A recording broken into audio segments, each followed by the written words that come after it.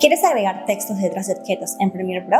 Hola, mi nombre es Alisa Muñoz, partes de Fuentes Media, y el día de hoy te lo voy a explicar en un tutorial fácil y rápido. Como parte del grupo Fuentes, podemos ayudarte en este tema y muchos más. ¿Y quién mejor que uno de nuestros especialistas para explicarlo a profundidad? Además, Grupo Fuentes forma parte de la red internacional Aligare.